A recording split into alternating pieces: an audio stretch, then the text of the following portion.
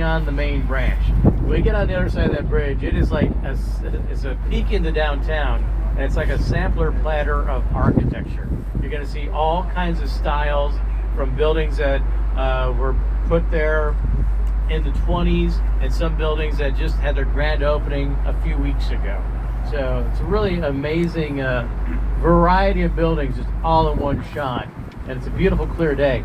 I'm actually going to go off the microphone for a moment or two and let you enjoy this view, and I'll talk to you on the other side of the bridge.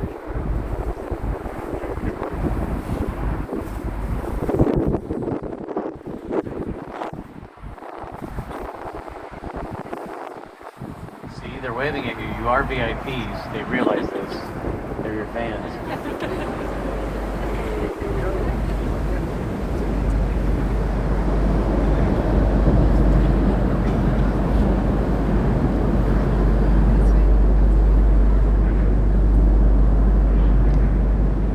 Gorgeous view. I know it's hard to top that pile of dirt I started the tour off with, but I'll give it a shot. Over here on the left, you see this long, tall, curvy building. That is the St. Regis. The St. Regis is the third tallest building in Chicago. It's the tallest building in the world, designed by a woman-led architecture firm. Jeannie Gang from Chicago designed this building. You might think Jeannie forgot something in that tall tower. Those two empty floors are called a blow-through. So when architects and engineers build a skyscraper, they know wind is going to hit the building, and the wind's going to move the building a bit. So they want to try to diminish that as much as possible. So that blow-through allows high winds to go right through the building. St. Regis just had its grand opening maybe 2 months ago. It's a luxury hotel, apartments and condos. How luxurious a hotel, one person, one night, standard room, $700 a night. I'd wait for a Groupon. The condo's a little pricey. You follow your eye up to the top of the second tower to 71st and 72nd floor, sold as a single penthouse unit for $20.4 million. I know, because I bought it. Currently looking for 7,000 roommates, you know, if you're interested. But you can see how Jeannie Gang's using contextualism. The towers had this illusion of being wavy, and then the hues of the windows represent the clouds and the sky, and so it's playing off the elements of the lake and the river and the sky and the clouds into the buildings around. You can see them reflected in the side. Now another form of contextualism is straight ahead at Trump International Hotel and Tower, designed by Chicago architect Adrian Smith. Adrian Smith is known as the world's tallest architect. He's only 5'7". We call him the world's tallest architect because he designs the world's tallest buildings. That's the second tallest building in Chicago. I am also only 5'7". You may, and I talk about the world's tallest buildings. You may call me Joe, the world's tallest docent. That is fine. What he's doing here, instead of playing off the river and the sky, although you could argue that he is because of the reflective surfaces, the design is based on other buildings around it. He's actually in conversation with other buildings. So if you look at that first setback where the gray bands are, they match the height of the rooftop of the white building to the right with the clock tower. The second setback where the other gray bands are matches the height of a building across the river called the Mather Tower. That third setback matches the height of that dark building on the other side, the AMA building. So that's another form of contextualism. Now, the building to the right that I mentioned earlier is one of my favorite buildings on the tour, one of the oldest buildings here. That opened in 1924. That is the Wrigley Building. That's Wrigley as in Wrigley chewing gum, but also Wrigley as in Wrigley Field, home of the Chicago Cubs. That entire building is made out of chewed gum and the tears of Cubs fans. I see. I think it's a Chicago joke. That building, that style of architecture is called Spanish Revival. What that means is that the architect was like, I don't know what to do, but I know what I like. And he liked cathedrals in Spain. So a lot of influence from cathedrals in Spain. In fact, the rooftop, including the clock tower, basically a copy and paste of the Heralta Cathedral in Seville, Spain.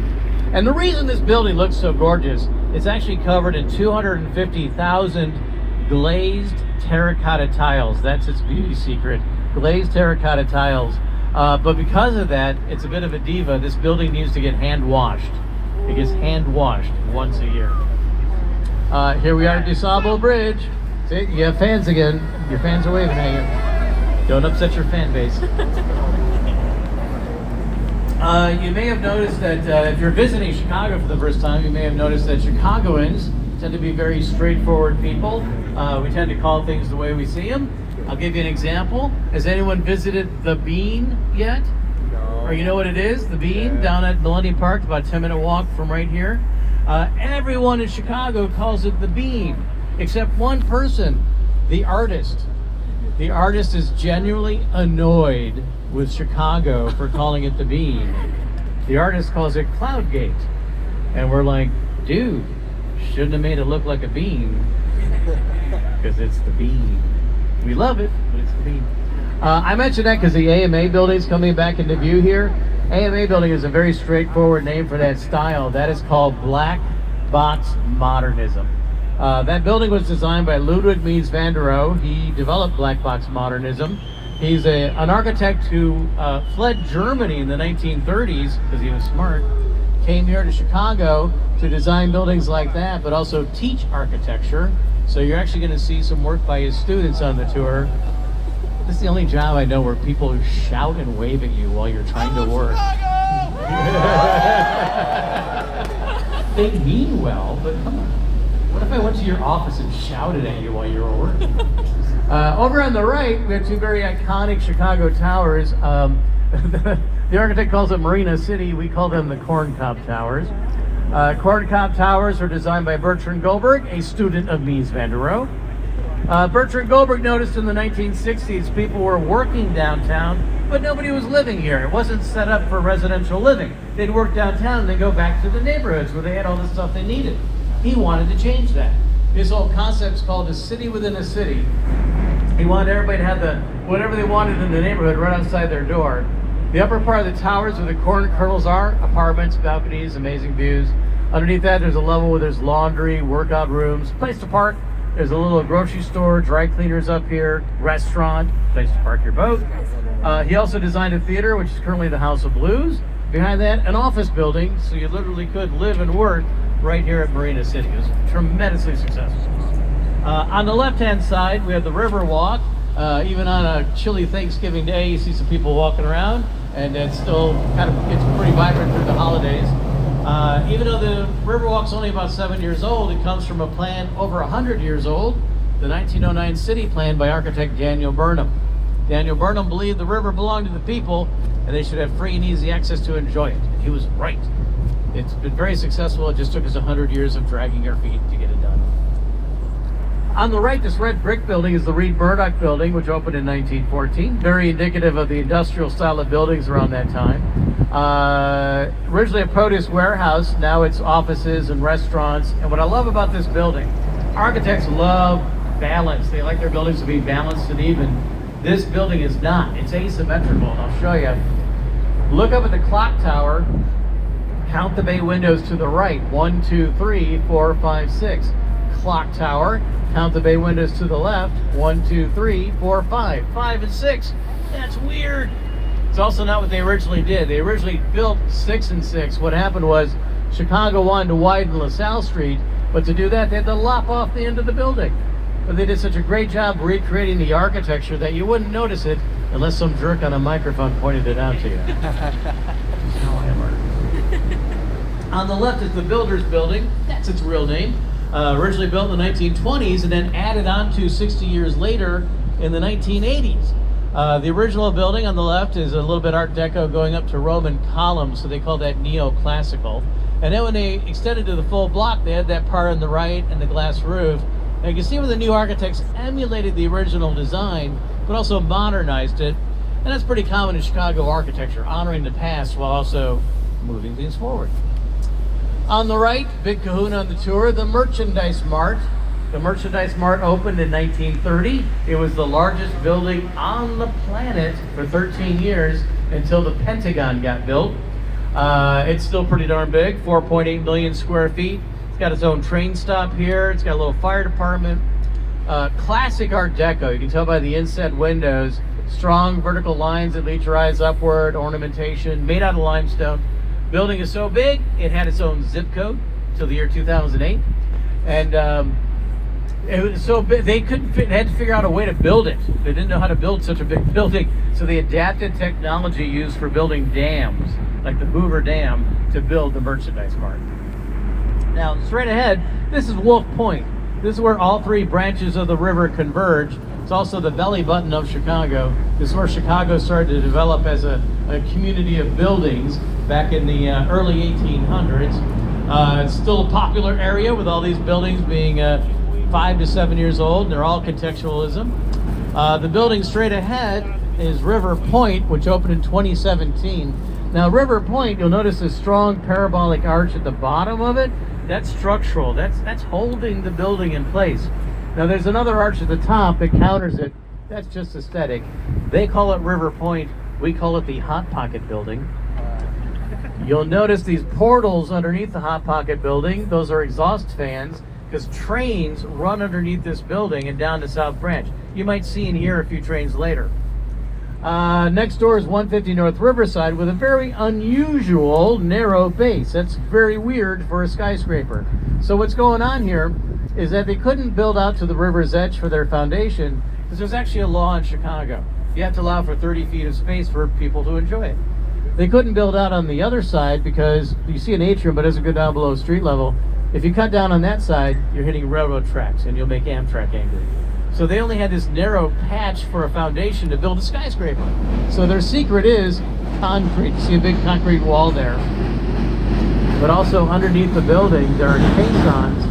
Caissons are 12-foot in diameter steel tubes filled with concrete. They go 160 feet down into the bedrock. So this building is locked in place. And they've won, this architecture firm has won awards for that innovative Y-shaped foundation. They use contextualism by reflecting the river. You can see our boat in the side of the building there. If you want to get a selfie, there we are.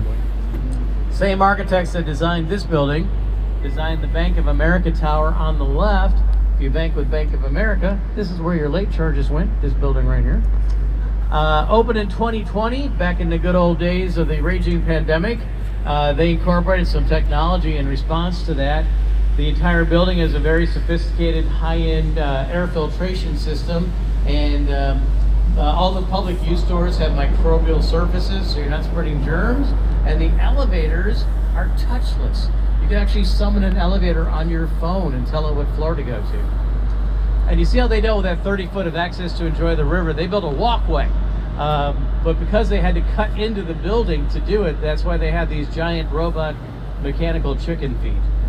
That's load-bearing chicken feet. That's holding up this side of the building. They need these to hold up the building. We do have a bit of a canal here.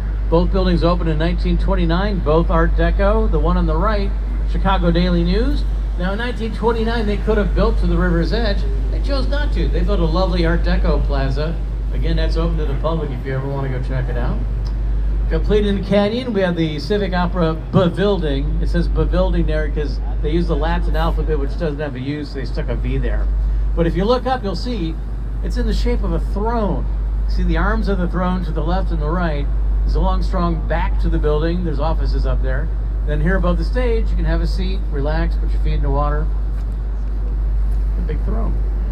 Both buildings opened in 1929. Full of dreams, hopes, ambition. Anybody know what happened in America in 1929? Stock market crashed. We went into the Great Depression. After that, we had World War II. So for a long stretch, we weren't building skyscrapers. Nobody had the money or the resources. Late 50s, early 60s, we build again, but cautiously. Here on the right, Gateway 1 and Gateway 2, they're twinsies. You remember our buddy Mies van der Rohe? That's black box modernism again. Mies van der Rohe's whole philosophy was less is more. All the money's on the inside. On the outside, zero ornamentation, just enough to keep you warm, dry, cool, and a window to look out of. It became an inexpensive way to build a skyscraper. Then the 1970s rolled around, and architects were like, oh my gosh, I did not become an architect to draw the same box over and over and over again. We got to shake things up. We got to break some rules. We got to get our creative freak on. So in the 1970s, they came up with white black boxes. That's contextualism. So on the right, you see this green reflective building. 2 clues is contextualism. You can see Gateway 3 reflected in the side of the building. The windows are tinted green because we have a green river.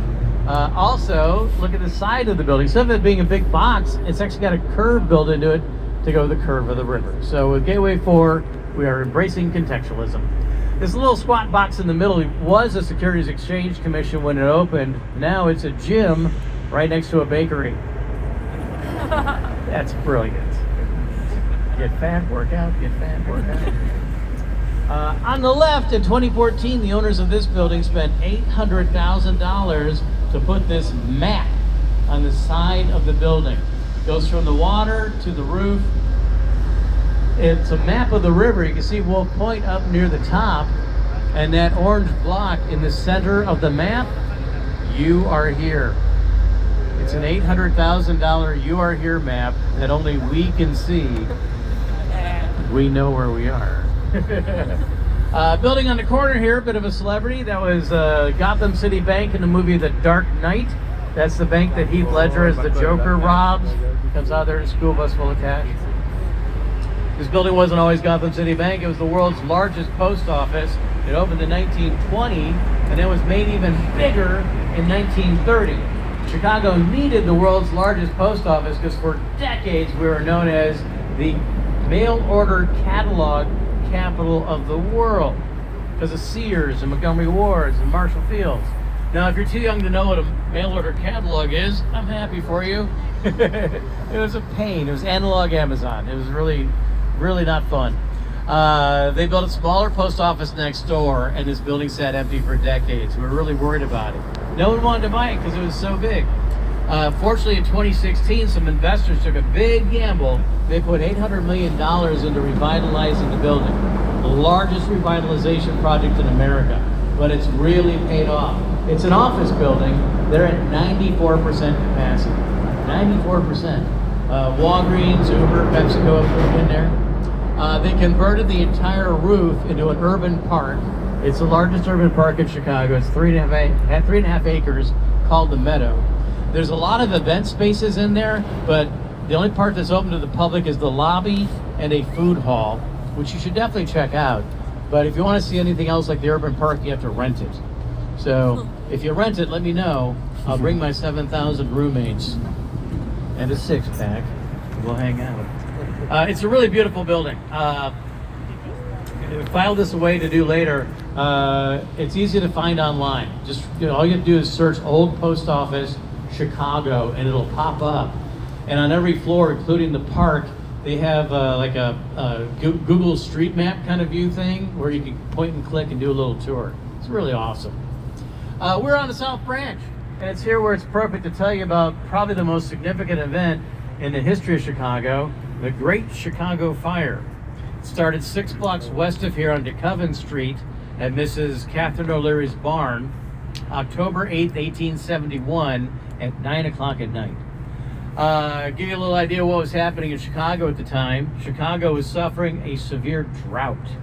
From July till to the fire, maybe a tablespoon of rain total fell on the city. So everything was super dry and super warm. Also in 1871, everything was made out of wood.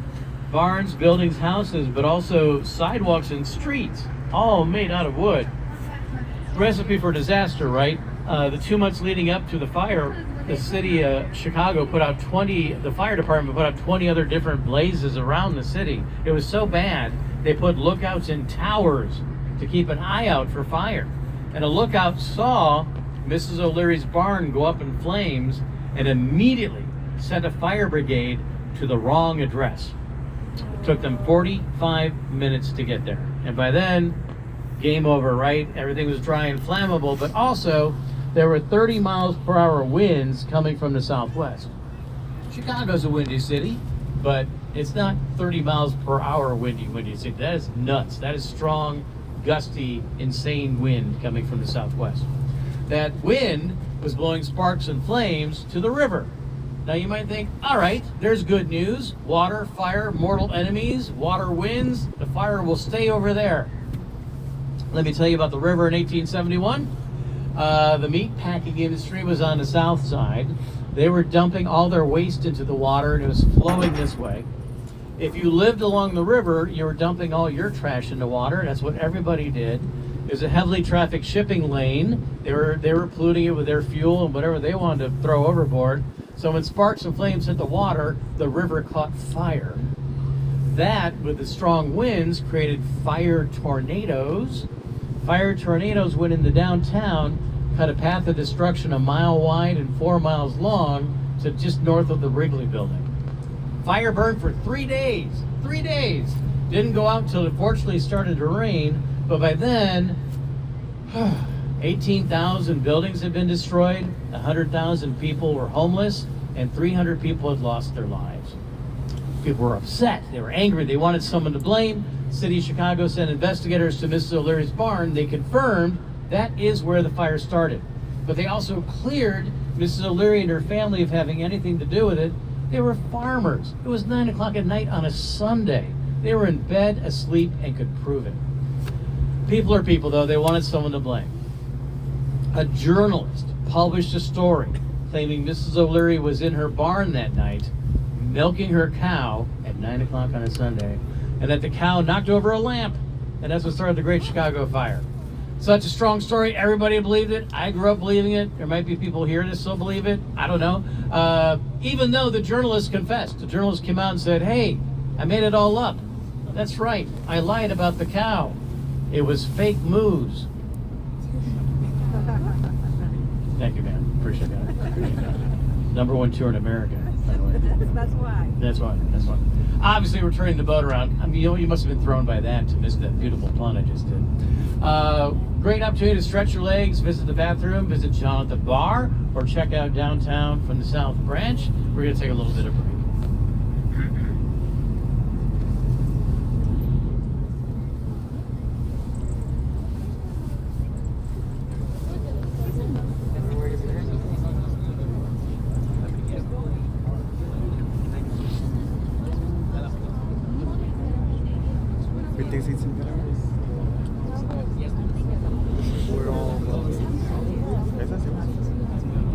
Quiero la nombrar ahora donde se ve.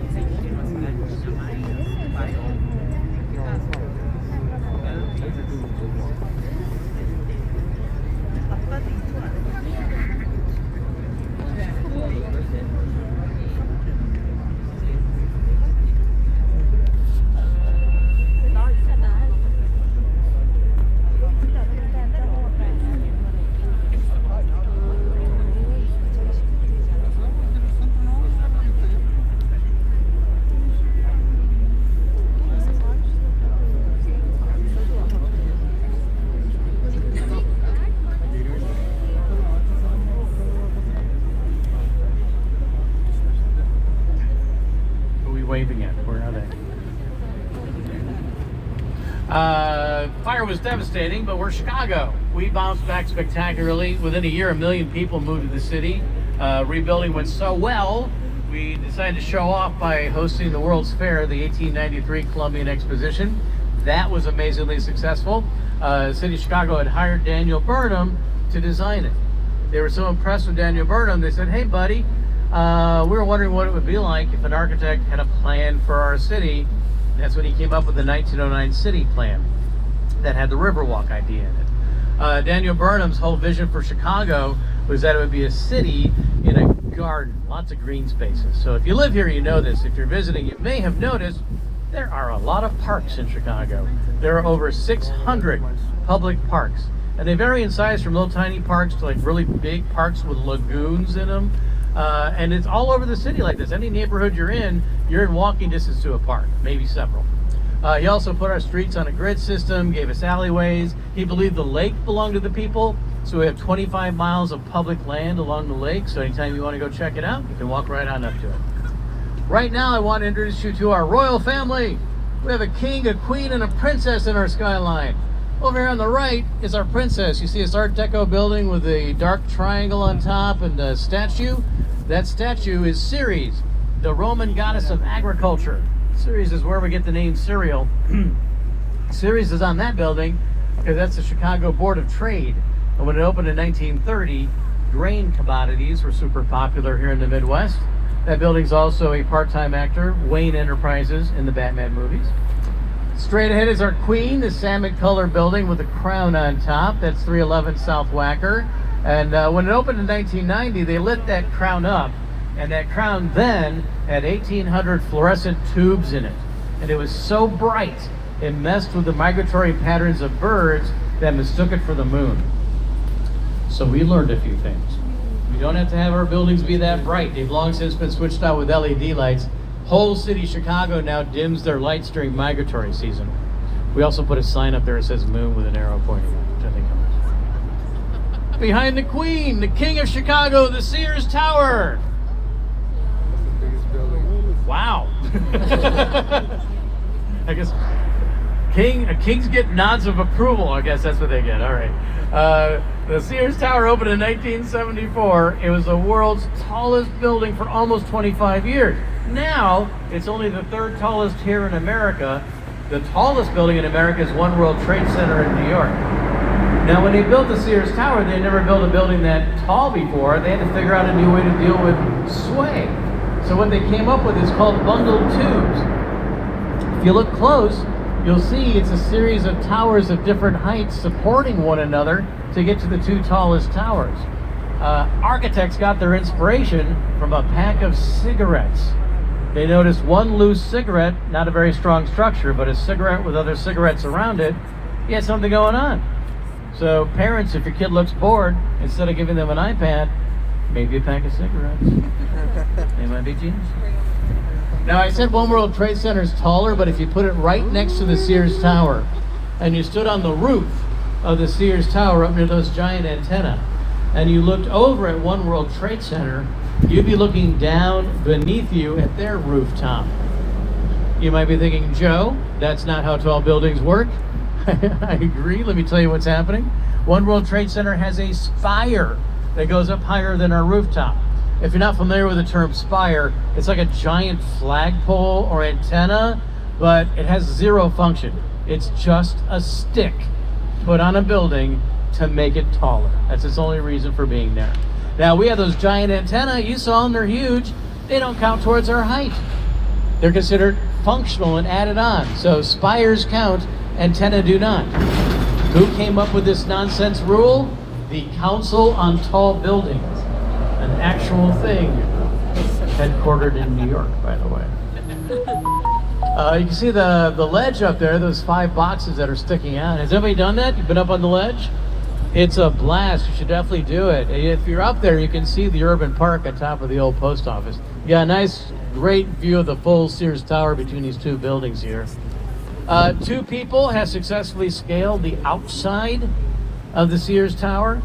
One guy did it in the 1980s, named Daniel Goodwin. Daniel Goodwin was wearing a homemade Spider-Man outfit. We call him Spider Dan. Spider Dan had suction cups on his hands and also used hooks. Took him 6 hours to get to the roof, where he was warmly greeted by the Chicago Police Department. They gave him a place to stay and a few free meals. Another guy in the 90s did it, a Frenchman named Alain Robert, and that's what Alain Robert does. He climbs the world's tallest buildings.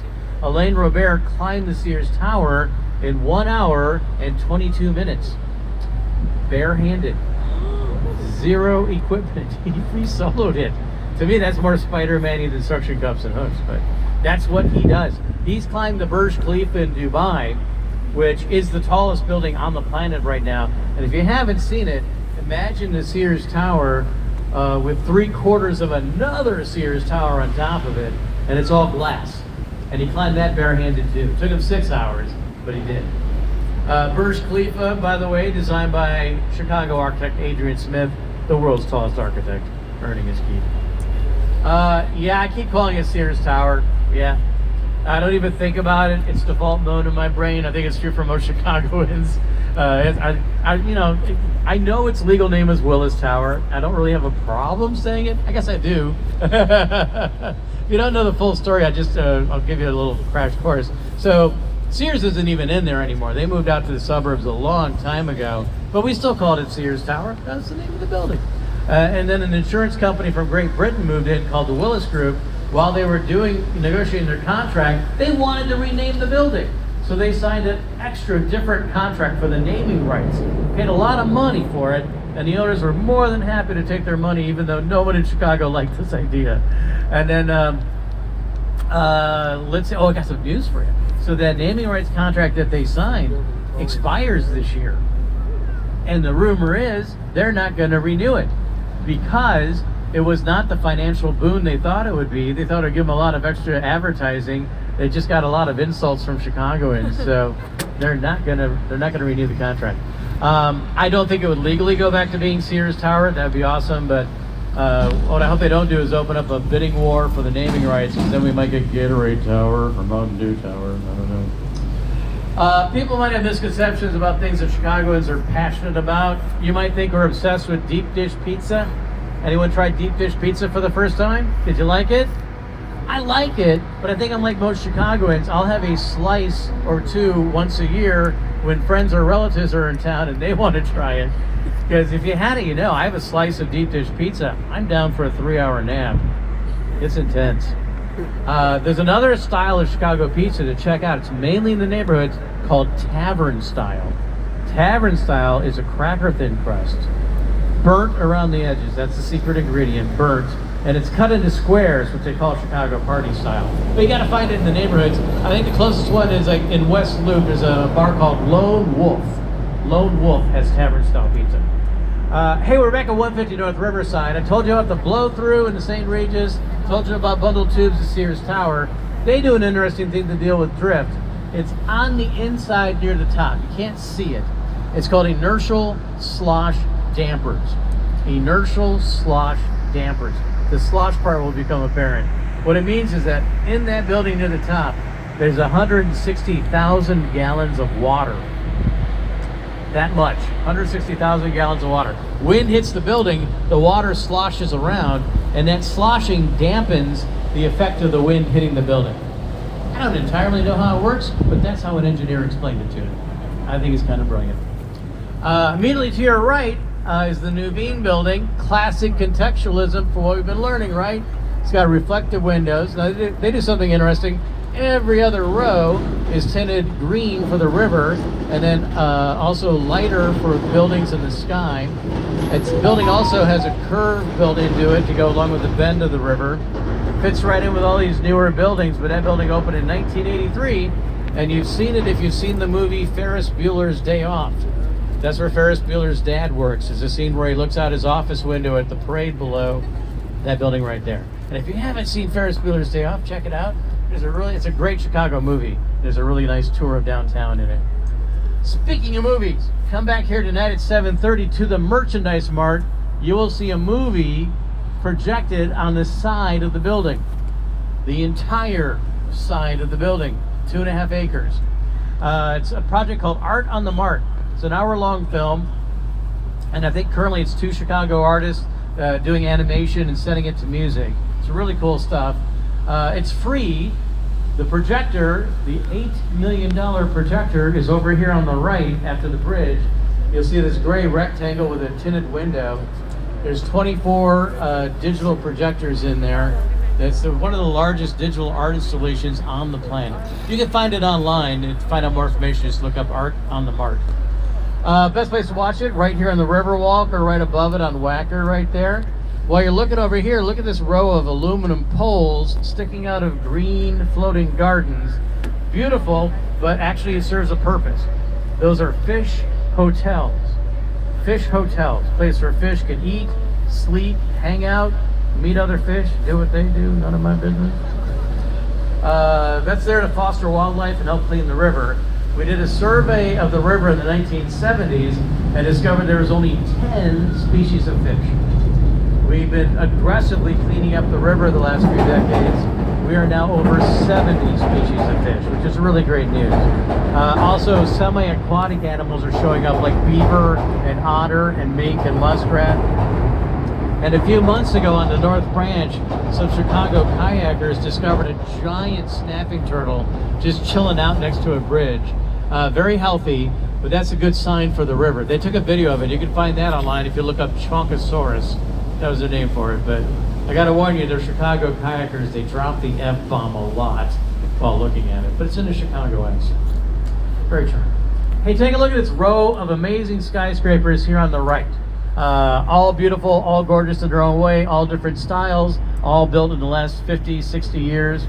Can you tell me which building out of this row is the building we call the Danny DeVito building? Any guesses? 55 West Wacker, that short, stout, angry-looking building. You'll not be surprised to learn that style of architecture is called brutalism.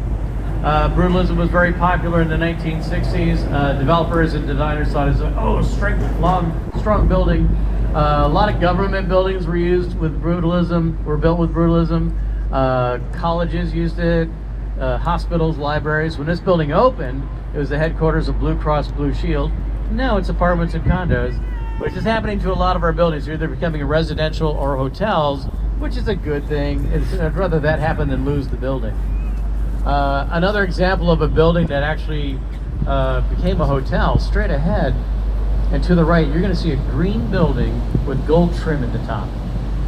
Over here to the right, behind the Morton Steakhouse sign, green with gold trim. So that's really unusual, but that's a beautiful Art Deco building designed by Daniel Burnham's sons in the 1920s during Prohibition. So the story is the Burnham boys didn't like the government saying they couldn't drink alcohol, so they slyly built a tribute to the champagne bottle. So that's why they used green tiles, because champagne bottles are very green, and that's why that long tower wrapped in gold, like the neck of a champagne bottle. That's now the Pendry Hotel. They have a lovely rooftop bar up there. And keep an eye out to the right again. I got another building I want to show you. It's a little bit in the style of the Wrigley building. Not so much Spanish Revival, but in the way the building's built. That's the Jewelers building, which opened in 1927. And the reason they call it the Jewelers building, jewelers used to have their headquarters in there, like many different jewelers, and they were so worried about being robbed walking in and out of the building, they built elevators for their cars. So they could drive into an elevator, take the elevator up to their office, and park their car outside their office, and just drive in and out of the building that way without worrying about getting robbed. On the right, we have a bit of an anomaly. We've had a lot of space between the buildings on the river, except right here, we've got 4 buildings smooshed together. The oldest building is Mather Tower. It's that thin building with the rocket ship tower on top. Built in the 1920s. That's the skinniest building in Chicago. It's only 100 feet wide. London House Hotel took over the 2 buildings to the left. They have an amazing rooftop bar up there. On the left coming up is the Chicago Tribune building. Across from the Wrigley building. It opened up shortly after Wrigley. And remember, Wrigley was Spanish Revival based on cathedrals in Spain. The Tribune building is based on cathedrals in France. And you can definitely see that cathedral influence at the top there with the external archways, flying buttresses. If you have not walked up to the Tribune building, you should check it out. All around the perimeter at street level, they have pieces of other buildings from around the world. You can see a piece of the Taj Mahal, a piece of the Vatican, a piece of a Great Pyramid, Sydney Opera House, all around the Tribune building. So yeah, we're back at DuSable Bridge, where John Baptiste Point DuSable had his training post, which got the ball rolling on us becoming Chicago. The training post is located over here on the left, where there is now an Apple Store. That Apple Store has a legacy to live up to. That Apple Store is all glass walls. It's load-bearing glass holding up a carbon fiber roof designed to look like a MacBook Air, a MacBook laptop, if you don't know the Apple products. Before John Baptiste Point DuSable, of course, indigenous people were here in the area, primarily known as Potawatomi land. In fact, the name Chicago comes from an Algonquin term, Chicagua, which roughly translated means land of the stinky onion. I cannot be more proud. Land of the stinky onion. You've had our food. I think it's the real reason we're the Windy City.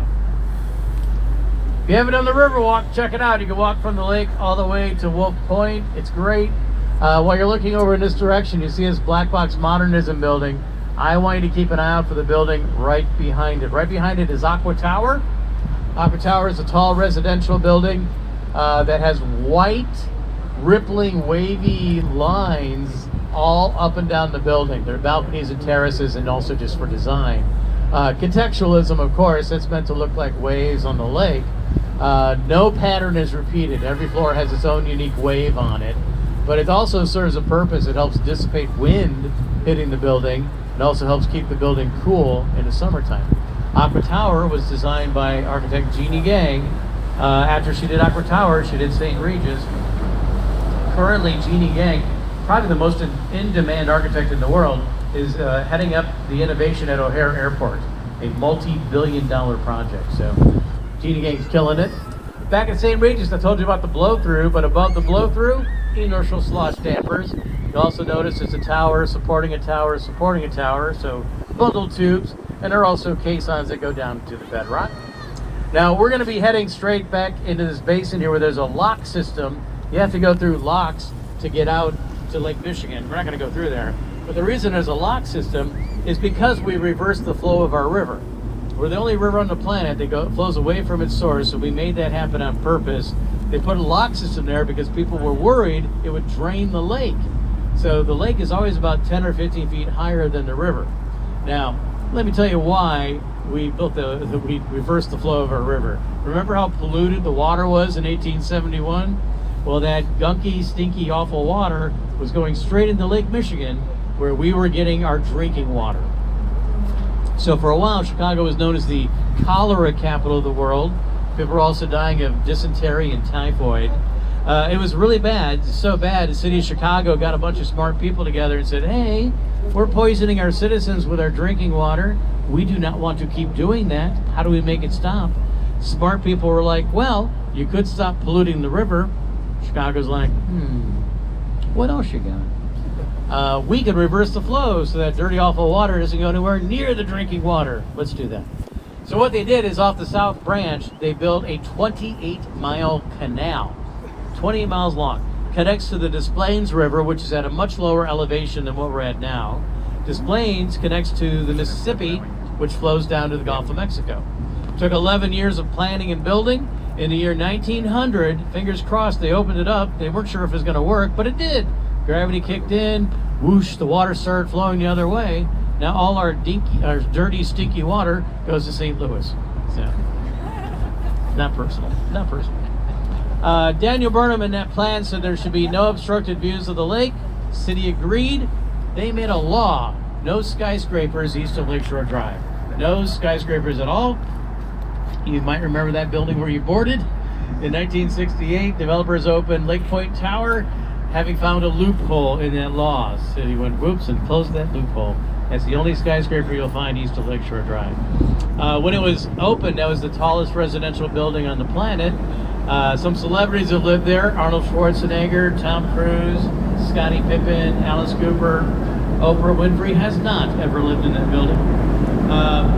If you look close, these are students of Mies van der Rohe that designed it. So you got a little bit of black box modernism and these innovative curves so that everyone has a fantastic view without looking back in on someone else's apartment.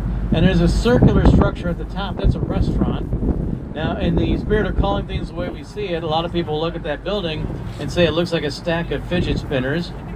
Other people look at it and say it looks like a flask. I think it depends on when you were born and how you deal with stress. It's a flask.